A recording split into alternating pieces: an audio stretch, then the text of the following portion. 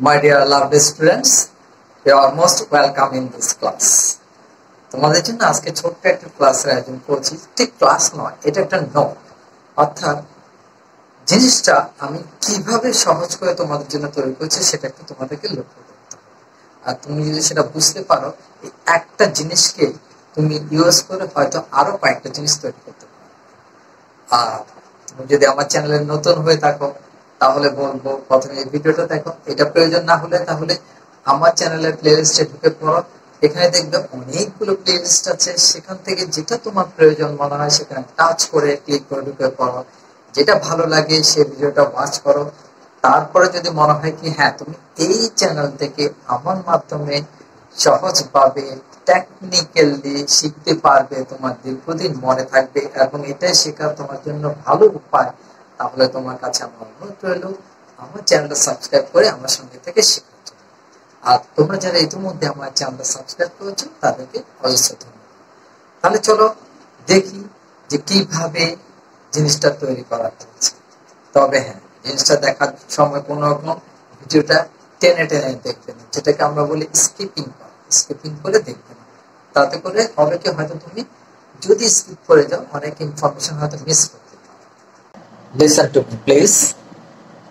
যতক্ষণ পর্যন্ত আমি তোমাদেরকে এই জিনিসটা বুঝাবো, এই যে পাই চার্ট যেটা এখানে চিত্রে দেওয়া আছে, এটা আমি তোমাদেরকে যতক্ষণ পর্যন্ত বুঝাবো, যেভাবে বুঝাবো, যার শিকার আছে তোমাদের মধ্যে, আমি তোমাদেরকে অনুরোধ করব যে খুব মনোযোগ দিয়ে জিনিসটা একটু ধৈর্য ধরে ওয়াচ করার জন্য, শোনার জন্য, দেখার জন্য।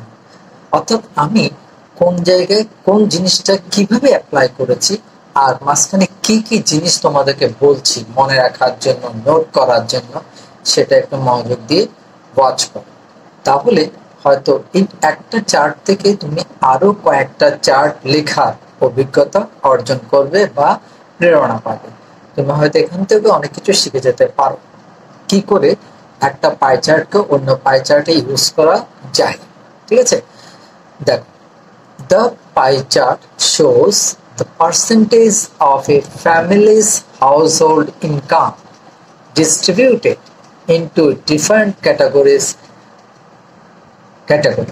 Describe the pie chart in 80 words, 100 words, 130 words, যা দেখ না কেন তোমাকে ওটা ওভাবে লিখতে হবে। এখন তোমাদের মধ্যে অনেকে দেখা যায় কি শুধু পাই চার্টে যে ফ্যামিলি হাউস হোল্ড এই জিনিসটা ইনকাম বোঝার সঙ্গে সঙ্গে কোনো একটা জিনিস আগে থেকে মুখস্থ করে রাখে, সেই জিনিসটা একদম খুব তাড়াতাড়ি দ্রুত লিখে ফেলে। তো আমার মনে হয় কি সেটা ঠিক না। এখন তোমাকে আগে এই যে চার্টটা দেওয়া আছে, এই চার্টটা একটু ভালো করে দেখতে হবে, বুঝতে হবে। এখানে অনেক কিছু চেঞ্জ করে দেওয়া হয়। আমি আপাতত একটা জিনিস এখানে নিয়েছি, যে জিনিসটাতে কি কি দেওয়া আছে দেখো। তুমি যদি ফুডস থেকে ধরো, ডান পাশ থেকে ধরো, ফুডস, এই যে ফুড দেওয়া আছে কত, 28%, ক্লথস 10%, বাম দিকে আসি, এডুকেশন 25%, পাওয়ার 5%, এই পাওয়ার বলতে কিন্তু ইলেকট্রিসিটিকে বোঝানো হচ্ছে, ট্রান্সপোর্ট 12%, আদার্স 8%, সেভিংস 12%। তো এখানে এখন কয়টা ক্যাটাগরি দেওয়া আছে দেখো, এখানে আছে 1 2 3 4 5 6 7টা ক্যাটাগরি। কিন্তু কখনো কখনো হয়তো এটা বললে 6টাতেও যেতে পারে, 5টাতেও যেতে পারে, 8টাতেও যেতে পারে, 9টাতেও যেতে পারে।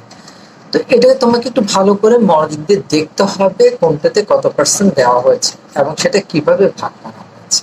ঠিক আছে, এখন দেখো এই জিনিসটা যেভাবে দেওয়া আছে, আমি এই জিনিসটাকে কিভাবে সিস্টেম্যাটিক্যালি ইজি ওয়েতে তোমাদেরকে এক্সপ্লেন করছি এবং জিনিসটা তোমাদের জন্য নোট করে দিয়েছি, এখানে একদম ক্লিয়ারলি বলে দিয়েছি।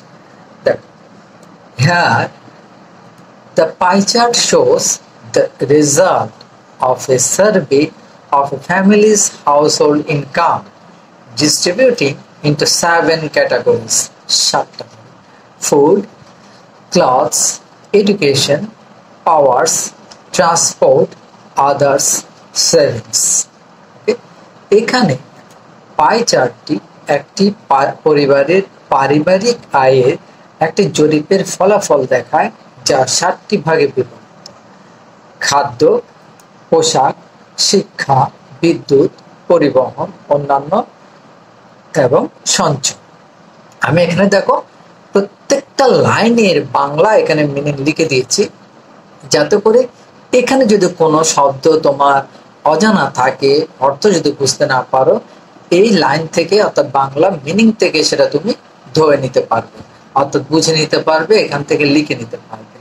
এর জন্য তোমাকে কারো কাছে যেতে হবে না, কোনো ডিকশনারি সহযোগিতা নিতে হবে না, বা ডিকশনারি উল্টাতেও হবে না, বা কোনো টিচারের কাছে বা কোনো সিনিয়র কারো কাছে যেতেও হবে না। অর্থাৎ তোমার পরিশ্রম এবং সময় দুদিকেই বেঁচে গেল। আমি সেই পরিশ্রমটা করেছি তোমার জন্য, ঠিক আছে? তো আশা করি তোমরা সেই পরিশ্রমের মূল্যটা দেবে।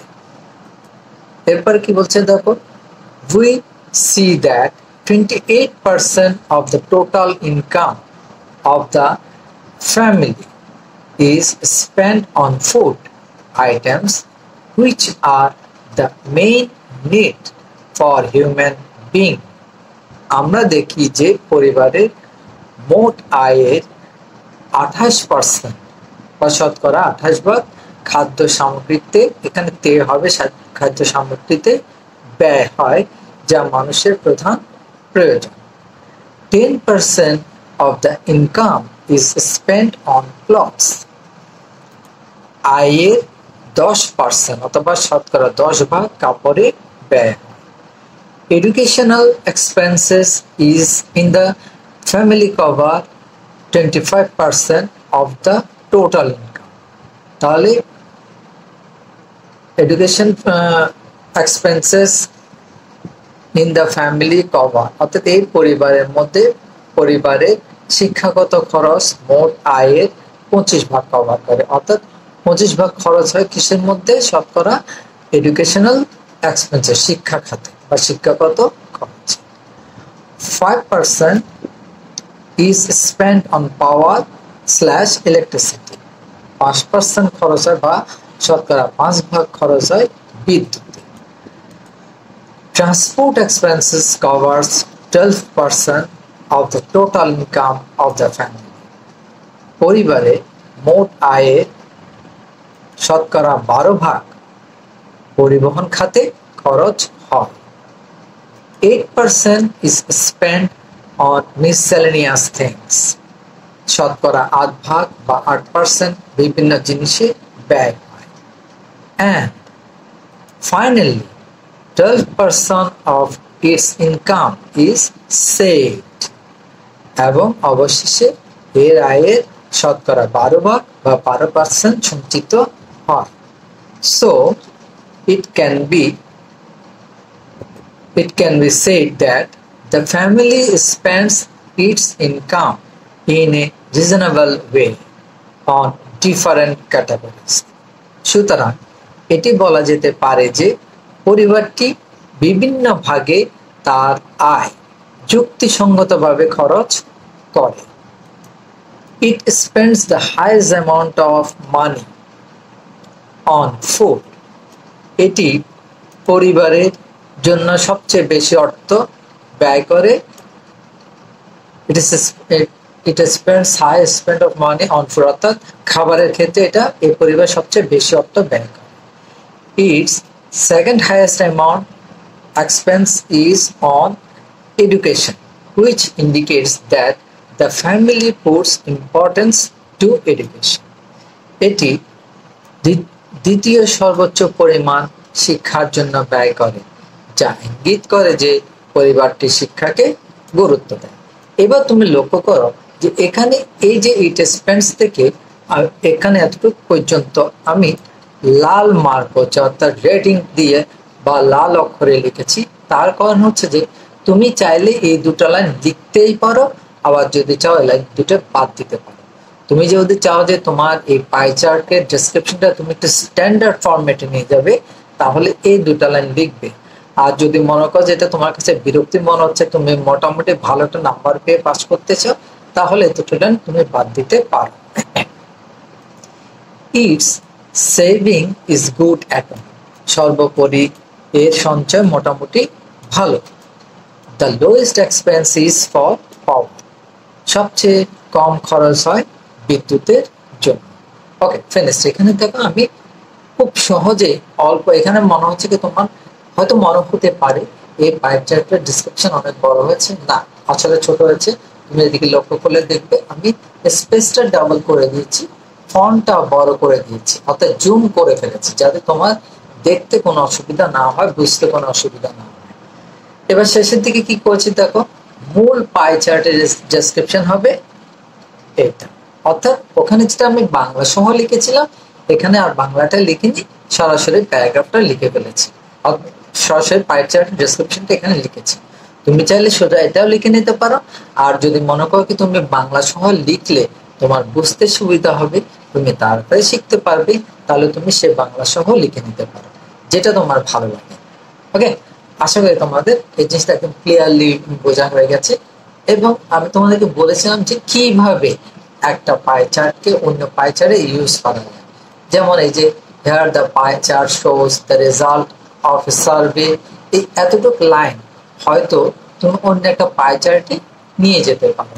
আবার এখানে 7 ক্যাটাগরিজ ইনটু 7 ক্যাটাগরিজ আছে, ডিস্ট্রিবিউটিং ইনটু 7 ক্যাটাগরিজ।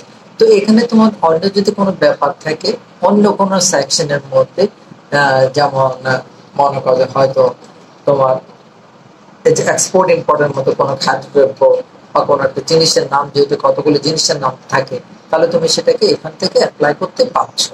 এবার এখানে কি করবে, we see that 28% of the total income of the family is spent, এই লাইনগুলোকে তুমি ওখানে যে জিনিসগুলো থাকবে সেই জিনিসগুলো যত পার্সেন্ট থাকবে জাস্ট এখানে লিখে সেটা সাবমিট করে দেবে, অর্থাৎ সাপ্লাই করে দেবে। এভাবে লিখলে তোমার একটা থেকে অনেকগুলো জিনিস শেখা। আশা করি তোমাদের ব্যাপারটা আমি ভালোভাবে বুঝাতে পেরেছি, তোমরাও ভালো করে বুঝেছো। তো কোথাও যদি কোনো রকম ভুল ভ্রান্তি আছে বলে মনে হয় তাহলে কাইন্ডলি আমাকে একটু জানো, এর জন্য প্রয়োজনীয় ব্যবস্থা আমি নেব।